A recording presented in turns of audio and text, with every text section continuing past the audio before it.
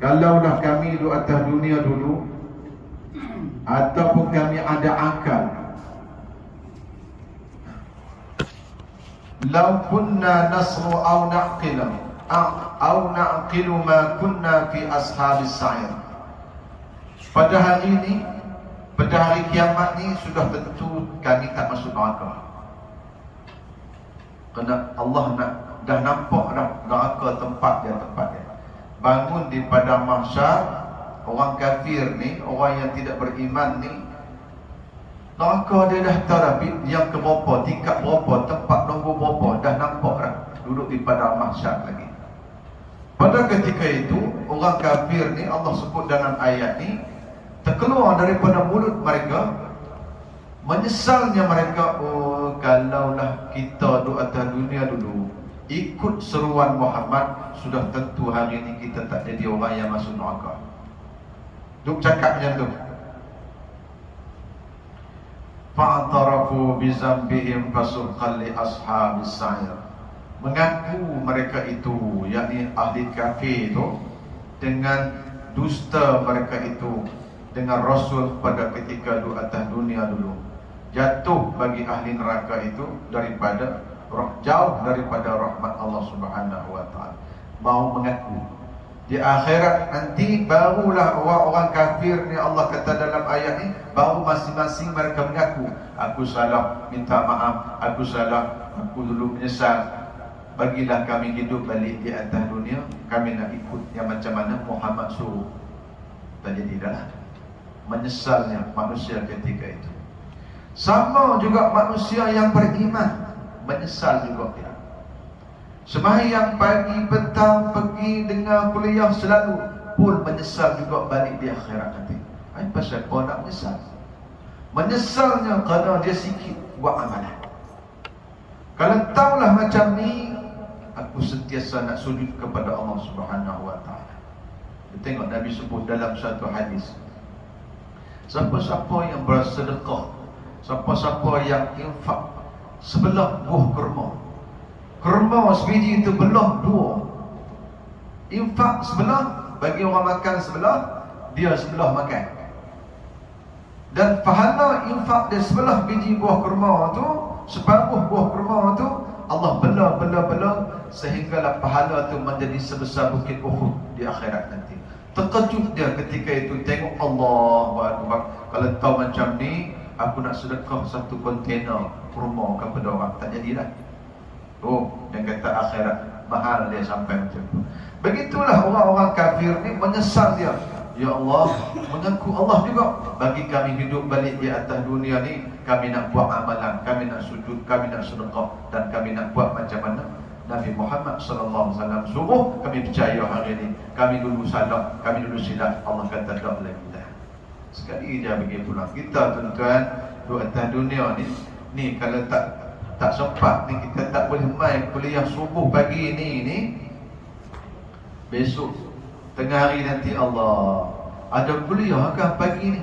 Ingat ke tak ada? Saya pun ingat ke tak ada pagi ni. Makcik kita WhatsApp, Ustaz, minggu kedua, minggu ketiga subuh. Ni minggu kedua ni malam ni. Ingat nak tengok bola, tak ini tidur awal sikit lah. Kalau tidak tak boleh bangun kan? Dua jadi macam tu. Tak lepas saja kita kuliah ni, yang tak boleh datang menyesal, nak ambil balik tak boleh. Masa dia pergi macam tu lah. Tu manusia ni jadi macam menyesal macam tu. Sama ada dia orang yang beriman ataupun yang tidak beriman, menyesal dia di akhirat nanti. Kalau tahulah macam ni, aku nak infak banyak buah kurma, menyesal dia kerana sedikit buat amalan. Menyesal juga manusia ketika itu. Allah sebut dalam ayat. Kemudian, innal ladzina yakhshawna rabbahum bil ghaib lahum maghfiratun wa ajrul kabir. Gitu yang kita dah baca selalu ayat ni. Kan? Allah kata dalam ayat ni, innal ladzina yakhshawna rabbahum bil ghaib. Orang yang betul-betul takut ke aku, Allah kata, dia duduk seorang-seorang pun dia menangis. Dia duduk seorang-seorang pun, aku banyak dosa, aku nak kena baik, bangun sembahyang, malam semayang sunat taubat. Bini tak tahu, anak tak tahu, tapi dia semayang, angkat tangan, mengalir air mata dia, mengenangkan dosa dia. Allah kata dalam ayat ni, itulah yang terlebih baik. Maknanya tuan-tuan, kita ni kadang-kadang takut kepada Allah. Depan orang tunjuk Allah warok sangat depan orang, kan? Depan orang, mainlah Mekah masjid ni tengok macam warok menangis, berdoa pun menangis, tapi duduk seorang-seorang tak menangis pun. Allah kata, yang paling aku suka kepada hamba aku ghaib, bil ghaib. Dia duduk seorang-seorang pun siapa tak tahu, tapi dia mengenangkan kepada Allah, dia mengenang kepada dosa dia, dia teringat dengan dosa dia, dia takut, dia menangis seorang-seorang. Dan dia buat amalan, dia tak pernah cerita kepada orang, dia sembunyikan amalan tu. Ni Allah kata orang yang macam ni ikhlas sungguh, dia takut kepada aku cukup sayang kepada orang yang macam ni. Allah kata dalam ayat ni. Kenapa dia tuan-tuan? Kerana ada manusia, dia buat amalan, suka cerita ke orang. Ni Allah tegur ni, innal ladzina yakhshawna rabbahum bil ghaib. Oi, tak nampak. Buat amalan, jangan duk cerita ke orang. Ni kipas ni, itu rosak, saya yang beli itu.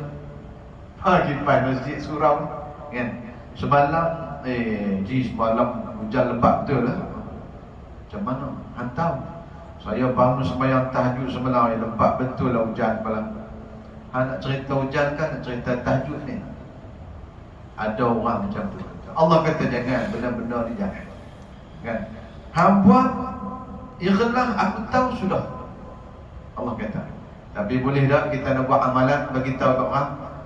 Mai ilmu fiqh, dia kata boleh pula. Tujuannya nak menggalakkan orang lain juga buat amalan. Contoh macam kita sedekah. Ayah, ni sedekah ni RM50 ni, dalam tabung. Ya. Apa tujuan tu? Bukan nak riak, tetapi nak menggalakkan dia pun, ni kaya dengan aku, tapi takkan RM100, aku miskin, aku buat RM50. Nak menggalak dia banyak sedekah. Tapi kalau takut riak, jangan buat. Gitu. Nunjuk. Seperti kita tengok David Lee buat. Kan? Dia buat infak banyak. Dia masuk dalam apa? Dalam YouTube. Dia buat bagi orang tengok.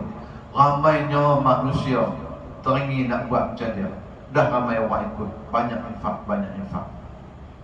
Daripada dia buat macam tu, orang lain ikut, orang lain sedekah. Yang orang lain sedekah, dia juga dapat pahala sebiji macam mana orang tu sedekah. Kenapa? Dia tunjuk teladan yang baik untuk nak menggalakkan orang buat baik, dia juga dapat baik. Macam ni lah tuan, macam ni. Malam pagi ni ada kuliah, besok datang kita bagi kita kat kawan. Dia mah duduk, pahala dapat 1 juta, kita juga dapat 1 juta. Yang dia punya dapat kat kita juga. Dia punya dapat juga. Yang kita ajak dia tu, hak yang kita lain dapat pahala. Begitulah perniagaan akhirat. Begitulah perniagaan akhirat tuan-tuan yang Allah bagi kepada. Ni Allah sebut dalam ayat ni. Kemudian lahum maghfiratun wa ajrul kabir, dan bagi mereka itu orang yang buat amalan, dia sembunyi-sembunyi, tak beritahu kat siapa-siapa. Orang yang buat amalan, dia duduk seorang-seorang pun, dia mengenangkan dosa dia, dia menangis di depan Allah. Kemudian orang yang macam ni, Allah kata pada wa ajrul kabir, aku balas bagi pahala yang sangat besar, iaitu syurga kepada. Tidak ada janji lain melainkan syurga. Allah kata orang yang macam ni. Tuan ikhlas lah. Kita main mengaji ni ikhlas. Begitu. Wa asiru qawlakum aw ijharu bih innahu alimun bizatis sudur. Dan perlahan oleh kamu wahai manusia akan perkataan, percakapan kamu yang kuat-kuat. Jangan tu cerita. Maksudnya Allah Subhanahu Wa Taala kata kalau nak buat amalan, buat slow-slow. Yang ni lah yang Wahabi ambil ayat ni. Berzikir jangan kuat-kuat, berzikir pelan-pelan. Tengok Wahabi, dia zikir seorang-seorang. Tak maaf lah saya cakap terus macam tu je. Wahabi ni orang tak suka dengan saya. Kan? Inilah dalil dia ni. Antaranya Allah kata pada dia, tengok dalam ayat ni, wa asirru, sir ni macam mana? Jahat, sir, kan kita mengajikan dulu. Jahat, kuat. Sir, pelan. Allah kata dalam ayat ini, surah Al-Mulk yang kita nak baca ni, wa asirru qawlakum aw ijharu bi. Wahai manusia, perlahankan perkataan kamu, zikir-zikir kamu perlahan. Maknanya perkataan-perkataan kamu ni kena pelan. Sudah. Aku dengar cukup lah. Maka Wahabi pun kata, ni dalil mengatakan kita zikir seorang-seorang pelan-pelan. Tak. Tak ada geng ni buat macam ni. Tak. Baik, kita norek. Betul ke ayat tu kata macam tu? Betul ke uslub dia pergi kat situ? Innahu alimun bizatis sudur. Allah kata, aku tahu cukup lah. Ayat ni turun. Tu nak tengok dia dulu ayat ni turun. Pasal apa? Setiap ayat turun ada sebabnya. Kan? Nuzul dia tu ada sebabnya. Turun ayat ni cerita pasal apa? Turun satu ayat ni cerita pasal apa? Sebab itulah Al-Quran dia turun ayat sampai 22 tahun, 23 tahun ayat Al-Quran turun sikit-sikit. Berlaku satu kejadian, turun ayat Al-Quran. Berlaku macam ni, turun ayat Al-Quran untuk nak mengesahkan benda tu boleh ataupun tidak. Tidak seperti mana kitab Injil, tidak seperti mana Taurat, Zabur, berdebuk satu kali macam tu. Al-Quran dah, tuan-tuan. Dia turun sikit-sikit. Jibril buat sikit-sikit. Pasal apa jadi macam tu? Turun sikit-sikit. Kalau turun berdebuk macam mana, seperti mana Injil, seperti mana Zabur, manusia tak boleh buat macam. Turun mai sekali. Hang itulah masa tu hang kena sembahyang, masa tu lah hang kena puasa, masa tu lah hang kena tinggal arak, masa tu masa yang sama semua nak kena buat. Manusia diam tak boleh. Maka Allah mendidik manusia jadi sikit. Sebab tu ada ayat Makkiyah, ada ayat Madaniyah.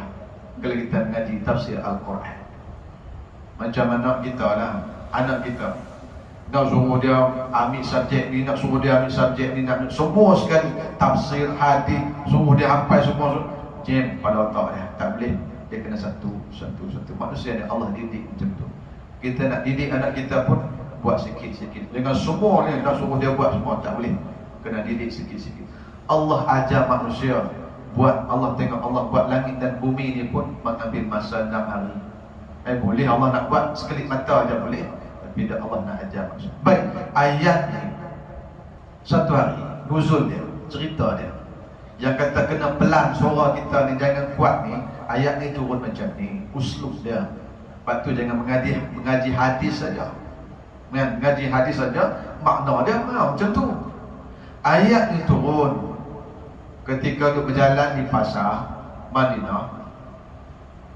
Ayat ni turun, orang-orang Yahudi, orang-orang kafir ni duk cerca orang yang ikut Nabi Muhammad. Duk maki, duk cerca, maki ni apa bodoh, ikut Muhammad ni sebuah Tuhan tak nampak. Macam-macam orang Yahudi ni duk cerca. Dia kata orang yang ikut Muhammad ni bodoh. Maknanya tolong tak pakai otak lah, macam-macam lah. Ni dalam ayat ni. Di kalangan dia nampak orang yang ikut Nabi Muhammad lalu, dia duk maki. Di kalangan mereka ni, jawab yang seorang ni, dia kata kita jangan maki kuat-kuat sangat. Maki pelan-pelan sudahlah, kita cerca pelan-pelan, nanti Tuhan Muhammad dengar. Maka turun ayat ni, wahai Muhammad, pergi beritahu kepada Yahudi, Allah tahu tentang apa yang manusia ni cakap. Wahai Muhammad, tadi ada Yahudi duk maki geng kamu pergi baca ayat ni. Allah kata apa dia? Wa asir, walaupun kamu bercakap pelan, aku dengar juga. Kerana Yahudi duk ingat cakap pelan ni tak dengar, cakap kuat baru dengar. Ni cerita ayat ni. Bukan ayat ni disuruh kita berzikir pelan-pelan seorang-seorang. Banyaklah mereka salah faham.